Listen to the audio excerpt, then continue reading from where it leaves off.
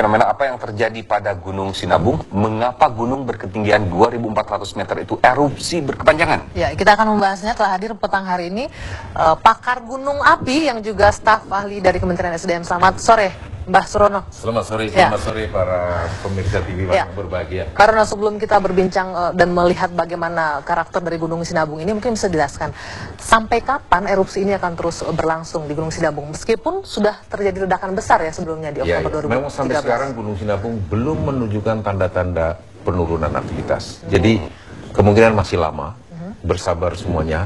Memang Gunung Sinabung adalah gunung api muda yang agak pemalas. Dia sekian lama tidak meletus, sehingga pantaslah meletus sekarang berkepanjangan. Dia mungkin istirahat sekitar 1000 tahun lebih. Oke. Ya. Nah, kalau kita lihat karakter dari Gunung Sinabung ini, mungkin bisa dilihat di grafis yang akan kami hadirkan berikut ini. Ya, mirip-mirip tetangganya Merapi lah, gitu ya. Merapi sebelum tahun 2010, artinya dia membentuk kubah lava, ya kan. Memang awalnya Sinabung itu adalah sifatnya eksplosif, sering meledak. Tetapi sekarang itu berubah karakter, dia membentuk kubah lavanya itu gugur, diikuti oleh awan panas guguran. Itu seperti Merapi sebelum letusan tahun 2010. Mungkin karena Merapi tidak menggunakan tipe Merapinya, maka sekarang ini digunakan oleh Sinabung. Oke. Nah, kalau kita lihat Mbak Rono mungkin bisa mundur sedikit, kita akan perhatikan.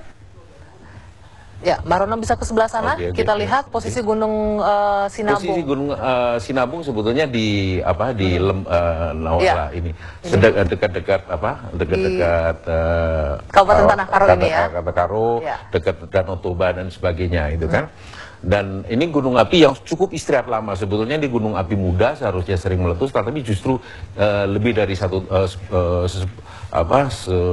tahun lah kira-kira dia berhenti. Ini kan Sinabung sudah melewati fase eksplosif, sudah meledak, tapi kemudian masih tetap aktif. Apa yang menyebabkan? Karena memang suplai dari bawah itu masih terus berlangsung, terjadi pembentukan kubah. Sebetulnya sejak sekitar 7 Desember ini karakter ini berubah, jadi ada pembentukan dari bawah ini ya, diawali dengan ini pembentukan kubah terus menerus ya kan, menumpuk di atas. Pada kala kubahnya runtuh, maka diikuti oleh awan panas guguran. Lalu kemudian muncul guguran dan kemudian awan panas memang ada tekanan yang melontar ke atas adalah ketinggian letusan. Memang kadang-kadang aneh nih Gunung Sinabung. Saya ditanya kenapa letusannya pendek, ya kan, hanya sekitar 1000-2000 meter, tetapi awan panasnya mencapai 4000. Sebenarnya adalah awan panas guguran, dan yang ke atas vertikal adalah pelepasan tekanan yang biasa saja. Dan sekarang ini memang awan panasnya mencapai ke arah tenggara di sini, ke arah tenggara sekitar radius kira-kira sampai 4 kilometeran. Sampai 5 kilometer. Oleh karena itu, untuk risiko terburuk, maka masyarakat di sekitar arah tenggara 7 kilometer arah tenggara daripada puncak Sinabung itu diungsikan. Oleh karenanya menjadi tambah banyak sekarang pengungsinya. Sekarang kita perbandingkan Mbak Rono dengan Gunung Merapi. Kalau kita lihat yang erupsi eksplosif juga pada 2010 lalu, karakternya seperti apa? Apakah juga mirip-mirip dengan Sinabung? Hampir mirip, tetapi tidaklah sepadannya. Misalnya sebagai contoh, Merapi itu dalam 1 detik itu pembentukan kubah lavanya sekitar 38 kubik per detik. Artinya ini jauh lebih besar sebenarnya dari Sinabung. Sinabung ini hanya sekitar 2-3 meter kubik per detik. Jauh sekali. Dan awan panas di Sinabung ini maksimum jaraknya hanya 4 kilometer, sedangkan Merapi itu sampai 15 kilometer, sampai 17 kilometer. Ini jelas memang jauh. Namun demikian, Mbak, kenapa pengungsinya banyak? Karena memang pemukiman di Sinabung itu sangat-sangat dekat dengan puncaknya. Nah, ini sekarang Sinabung ini guguran awan panas yang diikuti oleh guguran kubah yang diikuti oleh awan panas.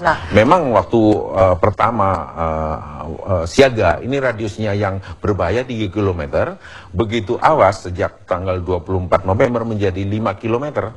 Tapi apa permasalahannya Mbak Rono? Kenapa di Sinabung yang daya letusnya tadi dikatakan lebih kecil, tapi pengungsinya sudah mencapai 21.000? Karena memang Sinabung mengajari masyarakat Karo untuk bermukim sangat dekat dengan puncaknya. Antara lain ada yang kurang dari 3 km.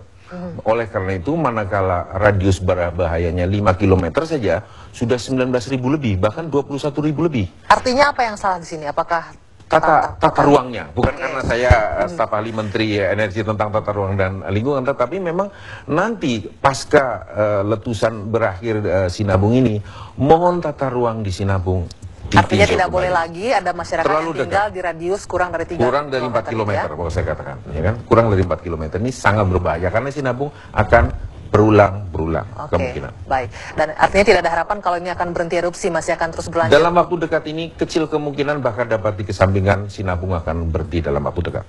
Warga juga harus tetap waspada. Warga harus tetap bersabar, ya kan? Belajar untuk adaptasi dengan Sinabung. Dan harus mau direlokasi ya, Mau direlokasi yang sangat dekat. Oke.